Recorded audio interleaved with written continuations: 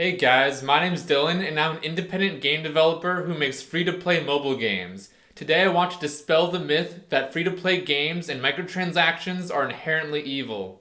I've been obsessed with the design of free-to-play mobile games ever since I got my first smartphone in high school. I loved how engaging they were to players of all types. I also loved their simplicity. It didn't seem like you needed a large game studio to make one. It seemed like something that I could do on my own. I published my first free-to-play mobile game while I was still in college with a group of friends. It was called Numbo Jumbo, and it actually won an award at the Google Play Indie Festival. After graduating college, I got my first job in the games industry as a game designer at a large mobile game studio. While working in the industry, I fell even more in love with free-to-play mobile game design. I would work long nights and weekends just to learn everything that I could about their design. About a year ago, I ended up leaving so that I could make them on my own. I often receive a lot of hate on the internet because of the kinds of games that I make. Some people call me a scumbag who manipulates people in order to make money. Other people call me a fraud who turns players into addicts and ruins people's lives. I've even been called a traitor to the gaming community. Someone who justifies the evil practices of giant corporations who generate billions of dollars each year exploiting... Wait 1 second. Hello? Hey Dylan, have you finished that video for us yet? Yeah, I'm actually working on it right now. What are you telling the people? Well, right now I'm saying that some people think I'm a pawn for the giant corporations. Good. Just make sure it's ready in time for the next Candy Crush, okay? Alright, okay. Thanks for calling. One argument that I hear quite often is that free-to-play games are evil because they manipulate their players into spending money. I don't think this is a valid argument on its own because most commercial entertainment manipulates its audiences. TV shows and online videos are structured to maximize ad revenue. The earliest commercial video games, the arcade games, which we like to look back on fondly, were designed to maximize the number of quarters players put into the machines. The games were designed to be short, and after a loss, to give you the feeling that you want to play just one more time. Many forms of media, whether it's entertainment or marketing, manipulate their audiences. It is true that modern video games can manipulate their players even more because of modern technology and big data, but I don't think that you can say that free-to-play and microtransactions are inherently evil. Maybe the way they're executed can be more manipulative than other ways. Another argument that I hear often is that these games are designed to be addicting. Why is designing TV shows to be binge-watched any different than designing mobile games to keep players constantly wanting to play? Why is it morally okay to sell coffee to people, which is chemically addictive and gives you physical withdrawals when you stop drinking it, but making video games that players find addictive isn't okay? I think one reason that gamers particularly lash out against casual free-to-play games is that they don't understand the appeal of these games. The simplistic gameplay seems vapid and analogous to slot machines. However, what these people don't understand is that the core appeal of these games is not their gameplay. It's the treadmill of progress that players love to fill the idle gaps in their lives. So one thing that critics point to is the fact that these games restrict the amount of time you can play with a lives system. After you lose enough times, you run out of lives and you have to wait for the game to regenerate your lives before you can go back to playing. Gamers say that this is an example of bad game design, that a game should never block you out of the gameplay, that this is just a technique to generate more money.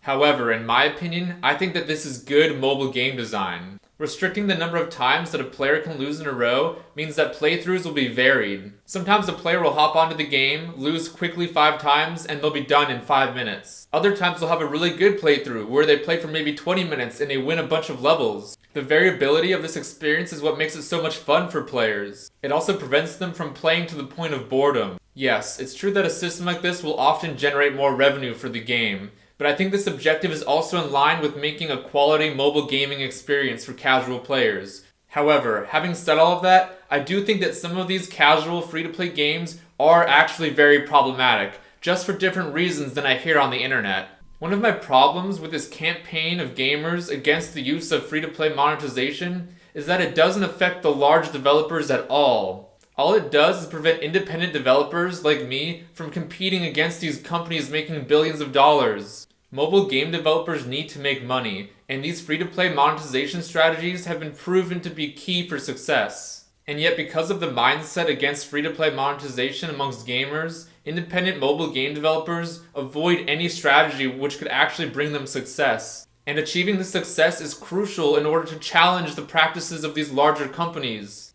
One problem that I have with these hugely successful free-to-play mobile games is that they keep so much under the hood. For example, when colored tiles fall in games like Candy Crush and Toon Blast, we don't know for sure that the developer isn't messing with the odds in order to cheat the player. For example, imagine you're playing one of these games and you're doing really well in a level. Theoretically, if a company really wanted to maximize profits, they would give you worse tiles in order to make you lose.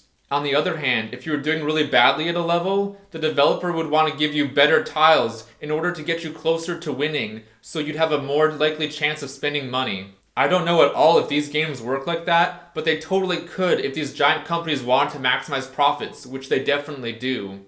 This is one reason why we need to support independent developers of mobile games who embrace the use of free-to-play monetization. Independent game developers could start to challenge this abusive relationship that games have with players. One reason that I think so many people have a problem with the free-to-play mobile games that make so much money is that they don't offer their players anything of actual value. So while some players are spending hundreds of dollars on a game like Candy Crush, they're not actually receiving anything in return. So they see these games as being really negative to people, and I can empathize with that argument. Independent game developers have a major role to play in changing this. When I walked away from my job in the industry to start making my own mobile games, I knew I wanted to embrace free-to-play monetization because I wanted to make a successful game that I could live on. But it was also very important to me that if I was going to charge players money for progress, that I would give them something of value in exchange, not just progress in the game. That's why I designed my recent game, Emoji Pop, around the idea of having a level creator in the game. By beating levels and making progress in the game, you unlock new emojis that you can use in the level creator to make your own levels. The game also comes with a series of level design tutorials, where I impart my knowledge of game design and level design onto the players. My hope is that players, who might be aspiring game designers, can learn practical game design skills that could someday lead up to them getting an actual job in the games industry. Another goal of Emoji Pop is to form a community of people interested in game design to be able to help each other out. After designing a level, you can share it on social media and get feedback from other players of Emoji Pop. By making awesome levels that people love, you can also build a following on social media. Most creative games require you to have a certain system and to buy the game and to create an account in order to play the levels that people make. Many of them require players write down complex codes in order to play your levels, or you just have to get lucky that the developer decides to feature your level within the game. After designing your own level in Emoji Pop, you're given a web link that you can share directly onto social media. From there, anyone in the world can play your level from any device without even having to log in. All they have to do is click on your link and the game's there.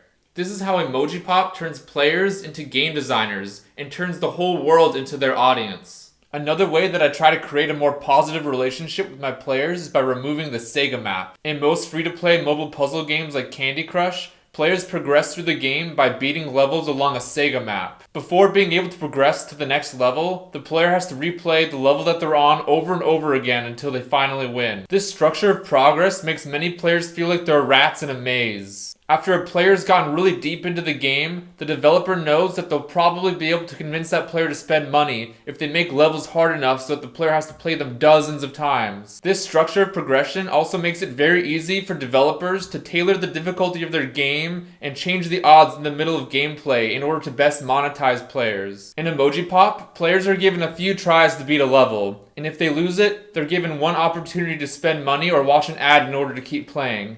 If they decide not to, then that's it. The level goes away. They're not forced to endlessly replay the same level, being tricked into spending money eventually. By using a more player-friendly and less manipulative progression structure, and also by providing players something of actual value, by giving them the tools to learn practical game design skills, Emoji Pop challenges status quo free-to-play mobile game design. This is one example of how independent developers can start to change the relationship that free-to-play mobile game developers have with their players. This is a topic I want to dive even deeper into in future weeks, so please subscribe to my channel because I upload videos like this one every week. Make sure to check out the playlist of my other game design YouTube lectures, and if you're interested in gaining practical game design skills, make sure to watch my Emoji Pop level design tutorial series. You can also do this by playing my game Emoji Pop at playemojipop.com. Thanks so much for watching.